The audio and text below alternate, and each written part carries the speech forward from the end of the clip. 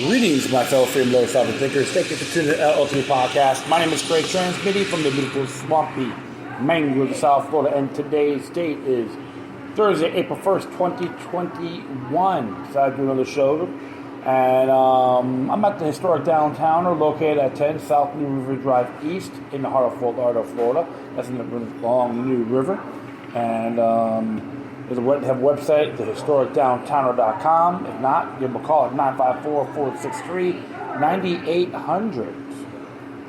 Very intriguing. So, it's near the courthouse, the jail, all that. Southeast section of the Andrews Avenue Bridge. Well, just browsing through, I was looking at my MeWe account, and some interesting things are happening. There's some controversy in this as well, of terminating or not implementing victimless crime laws such as prostitution, drug possession, and all that. And the state attorney of Baltimore, Maryland, decided to do that. So, of course, there's going to be a lot of controversies in this. However, it's very interesting when you look at it. So, this one here just came from the freethoughtproject.com, and it's written by Matt Agarist. And if you want to do a donation to this website, it'll be greatly appreciated. And it says here, the city refuses to prosecute victimless crimes like drugs, sex work. Crime rate plummets. In the land of the free, 86% of the federal prison population are behind bars for victimless crimes. They're not talking about Baltimore, Maryland. After the department gained national shame over a video showing an officer planting drugs and frame an innocent man while his fellow cops watch, the Baltimore Police Department showed the world the dark reality that is framing people to make arrests for victimless crimes in the war on drugs. Only days after the first video was released, Baltimore Public Defender's Office released a second video that depicted multiple officers working together to manufacture evidence.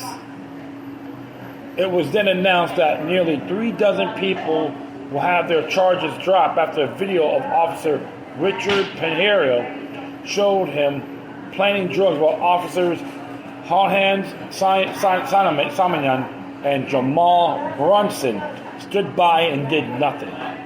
For decades, the war on drugs ruined the lives of countless citizens in the city of Baltimore and helped to create one of the most corrupt police departments in the world because of it.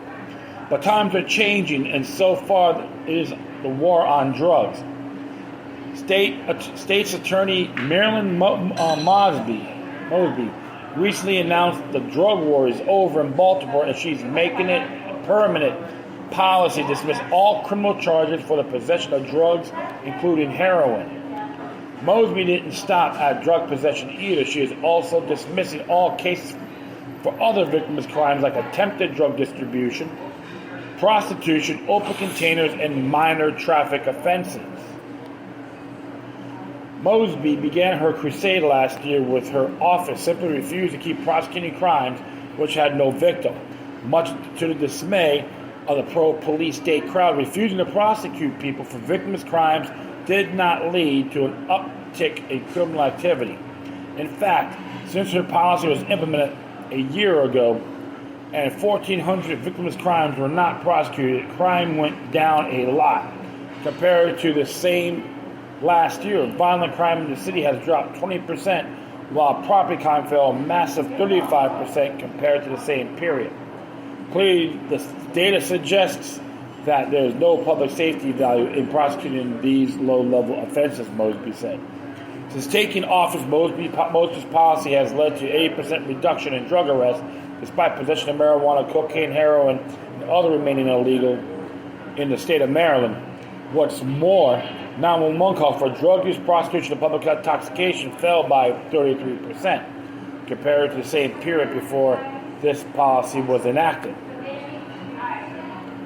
Police Commissioner Michael Harrison said that officers were not told to stop arresting people for victims' crimes like drugs or sex work.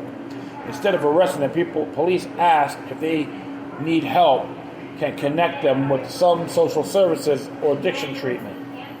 The concept is to provide a behavioral health rather than criminal justice response, said Edgar Wiggins, former Crisis Response Inc.'s executive director, who partners with the city to help those in need of treatment. We have known for some time that this can be an effective way to address the underlying causes of this behavior. Halting the arrest of people for victims' crimes and ending the war on drugs has long been the mission of the Free Thought Project, and the progress in Baltimore cannot be overstated. Those of us who have been paying attention have seen who profits from this humane war on drugs, and it's the police state and cartels. The reason why the drug war actually creates a drug and violence problem is simple, and those who profit from the most from the drug war forces and cartels all know it. When the government makes certain substances illegal, it does not remove the demand. Instead, the state creates crime by pushing the sale and control of these substances into the illegal black markets. All the while, demand remains constant. We can look at the prohibition of alcohol and the subsequent mafia crime wave that ensued as a result as an example. The year 1930, at the peak of prohibition, happened to be the deadliest year for police in American history. 300 police officers were killed, and innumerable poor people slaughtered as the state cracked down on drinkers. Outlawing substances don't work. And here's interesting about that. Maryland, I'll just give you an input here. During the time of that Prohibition era, Maryland was spearheaded on nullifying it.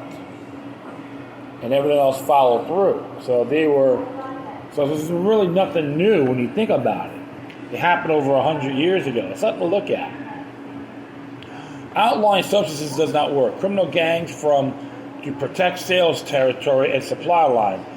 They then monopolize the control of the constant demand. Their entire operation is depend upon police arresting people for drugs because this grants them a monopoly on their sale. It is incredibly racist too. The legality of drug possession and use is what keeps the low-level users and dealers in and out of the court systems. And most of these people are poor black men. As Dr. Ron Paul has pointed out, black people are more likely to receive a harsher punishment for the same drug crime as a white person. The revolving door of creating and processing criminal fosters the phenomenon known as recidivism. Recidivism is a fundamental concept of criminal justice that shows the tendency of those who are processed into the system and the likelihood of future criminal behavior. The war on drugs takes good people and turns them into criminals every single minute of every single day. The system is set up in such a way that it fans the flames of violent crime by essentially building a factory that turns out violent criminals.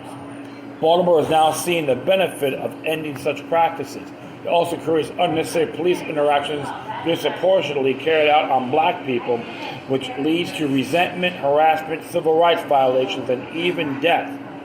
When drugs are illegal, there are far fewer doors to kick in, fines to collect, profit prisons to fill, and money to steal. Victimless crimes other than drugs are also a major obstacle on the path toward a more free society. While most everyone in America commits these same victimless crimes designed for revenue collection instead of safety, most of the people targeted by police for these crimes are poor, minorities, and the mentally ill. As the 2014 death of Mike Brown in Ferguson exposed, in 2013, African Americans accounted for 86% of traffic stops, while making up only 63% of Ferguson's population. So it's been a building block.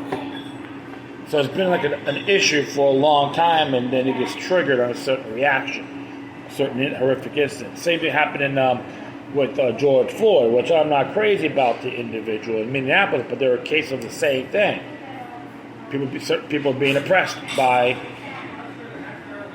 the police departments of those particular municipalities. And I'll just continue on here. For those too poor to pay their tickets, routine traffic stops in Ferguson ended up with repeated imprisonment due to mounting fines. Ferguson was running a de facto debtor's prison.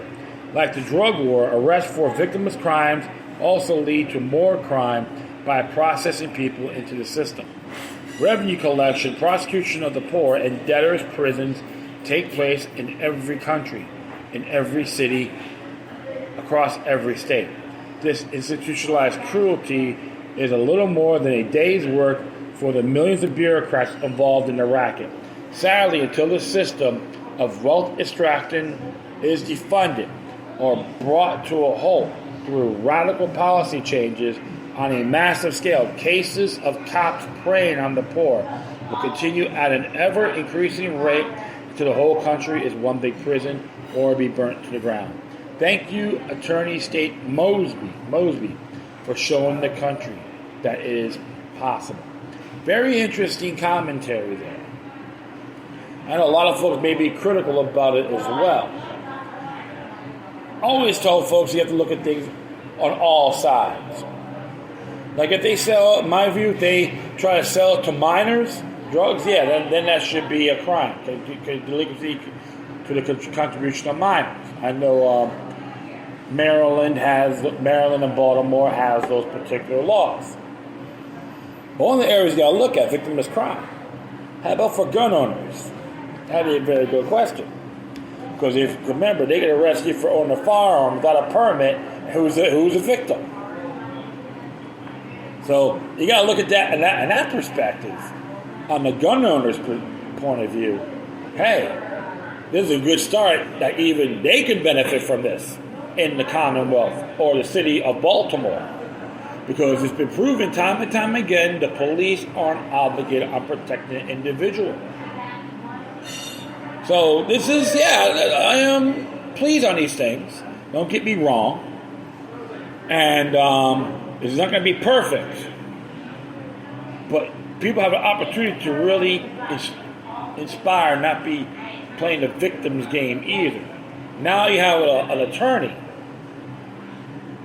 that said, no, I'm not going to support this tyranny. You got to commend her, whether if you agree with her on everything or not. Well, in this aspect, no victim, no crime, which I talked about this on past shows. Jury nullification is a great thing too. And everyone in that city, especially in those poor communities, have the initiative on bettering themselves. Education, knowledge, and exercising your rights.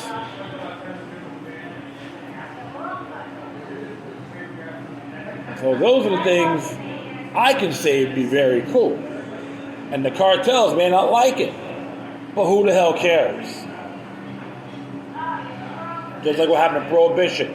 It didn't achieve anything. Made it worse.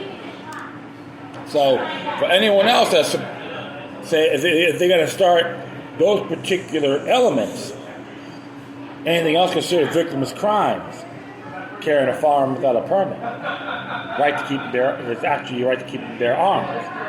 You got an opportunity now to make that a reality. And I was like looking at the Maryland's Declaration of Rights. And of course, interesting here, I can start here with Title 4, Article 4, that the people of the state have the sole and exclusive right to regulate the internal government and police thereof as a free, sovereign, and independent state. So it can start on the local level and go onwards to Annapolis. And of course, they have common law here. The inhabitants of Maryland are titled of the common law of England and all that. So that's on Section 5A. 5A subsection 1. And we could hit number 12, Article 12, which is a good one here. That for redress of grievances and for amending, strengthening, and preserving the laws, legislature ought to be frequently convened. Always keep them on their toes. You can do it on the local level as well.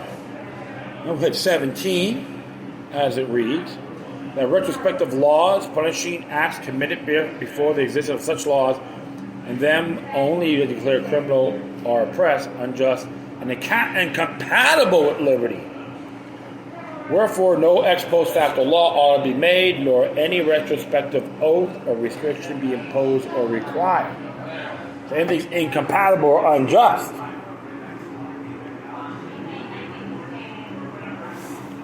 So the ones that can support firearms, even in Maryland and Baltimore, registration, permits, contradicts this particular law. It's invalid. We hit 28, which is Article 28 to be exact. Well-regulated militia is proper and natural defense of free government. Who are the well-regulated militia? People who are organized. And the militia is mainly the people like yourselves. Right? I can use this on it's a good idea right now what's going on here. I think it's pretty damn cool. And we get 44.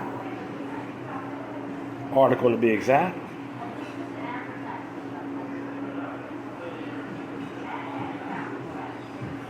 As a provision of this Constitution of the United States and of this state apply, as well as time and war and peace, departure thereof, and the violation thereof, and the plea of necessity or any other plea is subversive of good government.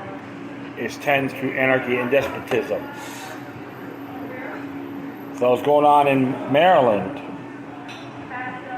tends to despotism based on a lot of these laws, including Baltimore. Of course, 45, this enumeration of rights shall not be construed to impair or deny others retained by the people. So what you could say Mosby has done is merited. I'm not promoting drug use or any means or prostitution. People got to take responsibility for their actions, absolutely. But when you have these victimless crime laws that creates revenue for a particular municipality or state, is downright despotism or despotic.